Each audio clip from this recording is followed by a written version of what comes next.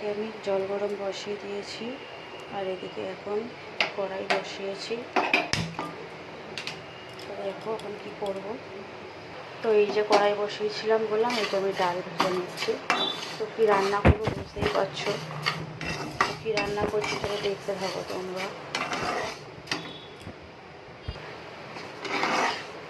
দেখো ডালটা ভাজা হয়ে এসছে, আর ডালটা ভাজতে এত সুন্দর গন্ধ বেরোচ্ছে।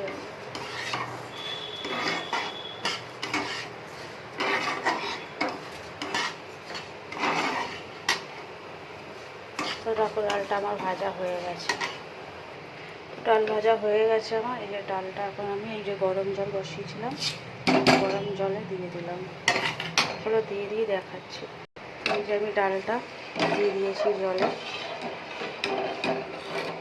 এখন আমি এই সবজিগুলো কেটে নেব। সবজি বলতে আলু আর গাজর আর পটল। এই দেখো আলু আর গাজর কেটে নিয়েছি। এই যে আমি এখন দিয়ে দেবো এতে।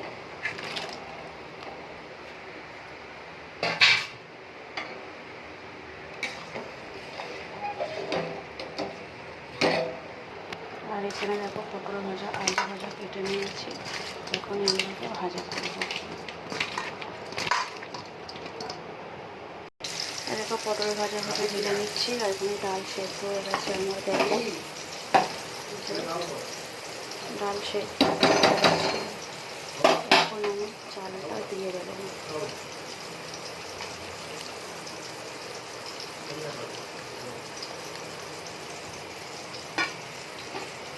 চালটা দিয়ে দিলাম।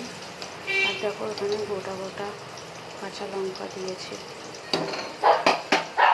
তো এই দেখো আমার পটল ভাজা হয়ে গেছে। পটল ভাজা হয়ে গেছে, নামিয়ে নিচ্ছি। এখানে দেখো গোল গোল করে আলু ভাজা হচ্ছে।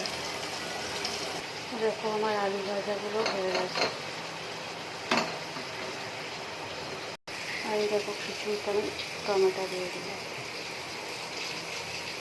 এখানে দেখো খিচুড়িতে ফোড়ন দেখো লঙ্কা আর গোটা জিরে।